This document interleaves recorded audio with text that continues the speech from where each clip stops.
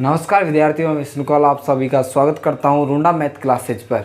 आज हम इस क्लास में बात करेंगे क्लास 10th के मैथमेटिक्स चैप्टर नंबर 8 की, जिसमें हम त्रिकोणमिति का परिचय की बात करेंगे, त्रिकोणमिति का संपूर्ण इंट्रोडक्शन करेंगे। ये पार्ट फर्स्ट है एक्सरसाइज 8 का। तो हम बात करते हैं त्रिकोणमिति के परिचय की। इसमें हम त्रिकोणमिति का परिचय पढ़ने के लिए हम दो समकोण त्रिभुजों की सहायता लेंगे और हम जानते हैं कि समकोण त्रिभुज में एक कोण 90 डिग्री का होता है और इसी प्रकार का हम एक और समकोण त्रिभुज लेंगे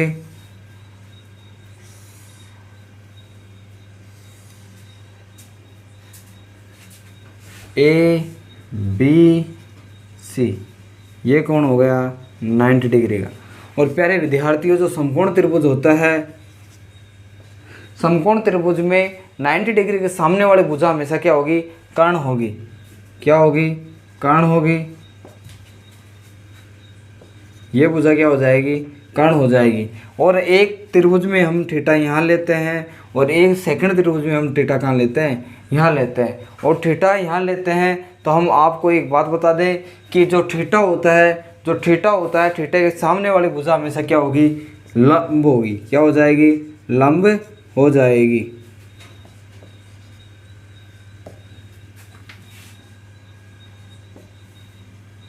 यहाँ थीटा है तो थीटा के सामने वाली भुजा क्या होती है? लंब। तो ये भुजा क्या हो जाएगी? लंब। और जो तीसरी भुजा बचेगी वो क्या हो जाएगा? आधार हो जाएगी।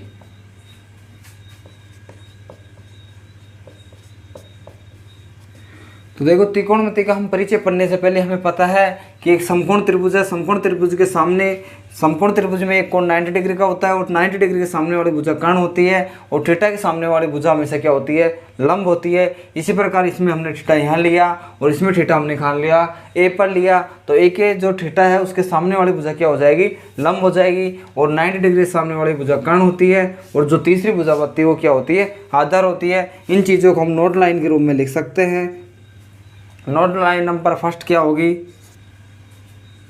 90 डिग्री के सामने वाली भुजा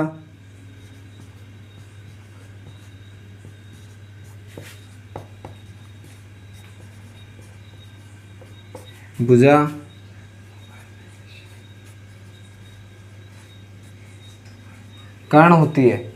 90 डिग्री के सामने वाली भुजा में से क्या होती है? कर्ण होती है। और नंबर 2, थीटा कोण के सामने वाली भुजा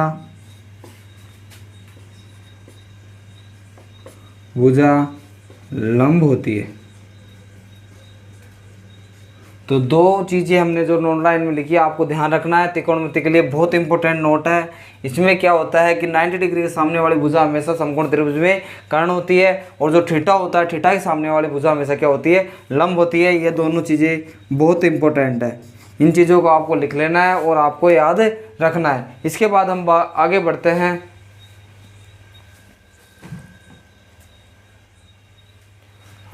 हैं। इन चीज़ों को आपको हमेशा याद रखना है। 8.1 के जितने भी क्वेश्चन हैं लगभग सब में इनका यूज होगा और आपको इनका यूज करना है। तो आगे बढ़ते हैं हम अब।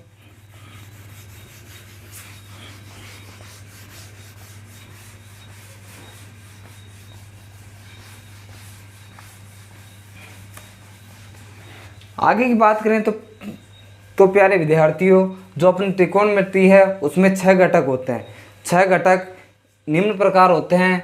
उन्हें हम याद करने के लिए एक छोटी सी ट्रिक की हम सहायता लेते हैं। वो होती है लाल बटा कक्का। लाल बटा कक्का। तो देखो, अपने जो त्रिकोणमिति है उसमें 6 घटक होते हैं।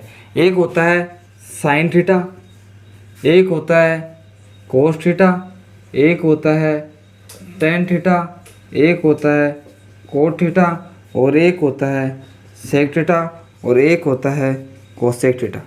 आपको निम्न इसी प्रकार से आपको याद करना है और इसी प्रकार से लिखना है। तो हम बात करते हैं sine theta, cos theta, tan theta, cot theta, sec theta और कोसेक थीटा। इनके मान हम किस प्रकार से याद करते हैं, इनके क्या क्या सूत्र होते हैं। तो हम बात करें साइन थीटा की। और कोस थीटा की टेन थीटा की।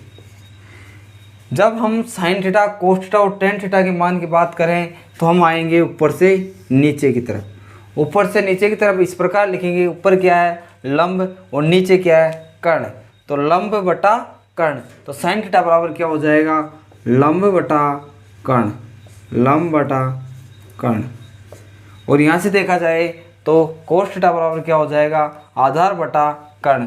क्या हो जाएगा आधार बटा कर्ण, आधार बटा कर्ण। प्यारे विद्यार्थियों, हम इसी प्रकार लिख सकते हैं टेन थीटा बराबर क्या हो जाएगा लंब बटा आधार, लंब बटा आधार। इतनी बात करने के बाद अगर हम देखें कोसेक थीटा बराबर, तो कोसेक थीटा बराबर क्या हो जाएगा, जब हम कोसेक थीटा का मान निकालेंगे, जब नीचे के घटकों की हम बात करें तो हम जाएंगे नीचे से ऊपर की तरफ। तो नीचे से ऊपर की तरफ जाएंगे तो नीचे क्या है कर्ण और ऊपर क्या है लंब। तो कोसेक थीटा बराबर क्या हो जाएगा कर्ण बटा लंब, और सेक थीटा बराबर क्या हो जाएगा कर्ण बटा आधार।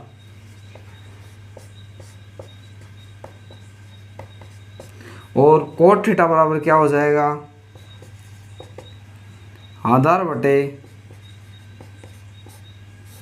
लंब। प्यारे विद्यार्थियों, अगर आपको ये पता है कि साइन थीटा बराबर लंब बटा कर्ण होता है, कोस थीटा बराबर आधार बटा कर्ण होता है, टेन थीटा बराबर लंब बटा आधार होता है, कोसेक थीटा बराबर कर्ण बटा लंब होता है, सेक थीटा बराबर कर्ण बटा आधार होता है, और कोट थीटा बराबर आधार बटा लंब होता है, तो आप 8.1 के प्रत्येक क्वेश्चन को कर सकते हैं। और इसी प्रकार से आपको याद करना है, इसी प्रकार से आपको लिखना है। आपको ये चीज़ हमेशा याद होनी चाहिए कि लाल बटा कक्का, इसे आप याद कर ले।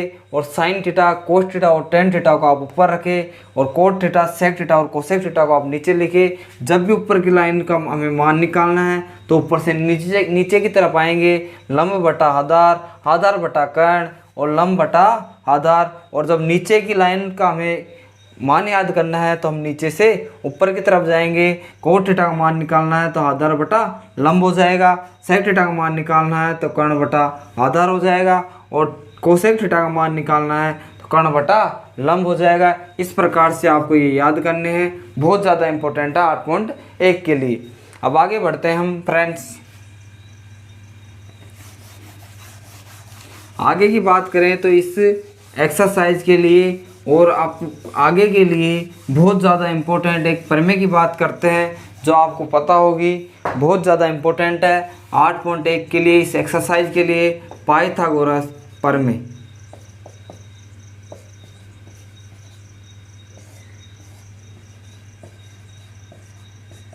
पाइथागोरस प्रमेय आपके लिए बहुत ज़्यादा इंपॉर्टेंट है 8.1 के क्वेश्चनों को सॉल्व करने के लिए।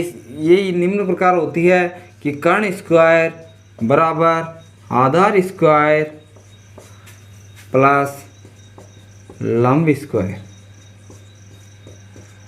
ये प्रमेय होती है कर्ण स्क्वायर बराबर आधार स्क्वायर प्लस लंब स्क्वायर। ये बहुत ज़्यादा इंपॉर्टेंट है, आपको ये हमेशा याद होनी चाहिए।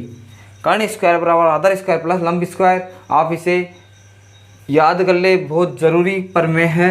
कर्ण स्क्वायर बराबर आधार स्क्वायर प्लस लंब स्क्वायर, कर्ण स्क्वायर बराबर आधार स्क्वायर प्लस लंब स्क्वायर। बार बार आप इसका रिवीजन करें। अगर आपको कर्ण का मान याद करना है तो आप इस प्रकार लिखिए कि कर्ण बराबर, जब हम स्क्वायर का पक्षांतरण करते हैं तो वो अंडर रूट के रूप में जाता है, वर्गमूल के रूप में जाता है, तो हम लगा देंगे अंडर रूट, इसे वर्गमूल बोलते हैं। ये हो जाएगा आधार का स्क्वायर प्लस लंब स्क्वायर। यहाँ से आप किसका मान निकाल सकते हैं, कर्ण का मान निकाल सकते हैं। अगर हमें आधार का मान करना है, याद करना है, तो हम आधार बराबर लिख सकते हैं। तो आधार बराबर लिखेंगे तो जो ये आधार के ऊपर स्क्वायर है उसका पक्षांतरण होगा तो ये हो जाएगा वर्गमूल लग जाएगा, और वर्गमूल के रूप में जब लंब का इधर प्लस है, इधर हम पक्षांतरण करेंगे तो किस में जाएगा, माइनस में जाएगा। तो हम लिख सकते हैं कर्ण का स्क्वायर माइनस लंब का स्क्वायर। और तीसरी हम बात करें तो हम याद करेंगे लंब का मान। जब लंब का मान याद करेंगे तो हम इस प्रकार लिख सकते हैं कि कर्ण का स्क्वायर माइनस आधार का स्क्वायर। प्यारे विद्यार्थियों, ये याद करना है, बहुत सरल चीज़ है। कर्ण स्क्वायर बराबर आधार स्क्वायर प्लस लंब स्क्वायर। अगर कर्ण का मान याद करना है तो हम अंडर रूट आधार स्क्वायर प्लस लंब स्क्वायर। अगर हमें आधार का मान याद करना है तो अंडर रूट कर्ण स्क्वायर माइनस लंब स्क्वायर। और लंब का मान याद करना है तो बराबर अंडर रूट कर्ण स्क्वायर माइनस आधार स्क्वायर। ये पर में 8.1 के लिए बहुत ज़्यादा इम्पोर्टेंट है। जो हमने क्लास में अब तक पढ़ा है उससे अपनी 8.1 का प्रत्येक क्वेश्चन सॉल्व होगा, प्रत्येक एग्जाम्पल आसानी से सॉल्व होगा, आप खुद आसानी से कर सकते हो। इसके बाद हम आगे की बात करते हैं। हम त्रिकोणमिति के इम्पोर्टेंट 5 सूत्रों की बात करेंगे जो आपको याद रखने हैं। इस एक्सरसाइज के लिए रामबाण साबित होंगी।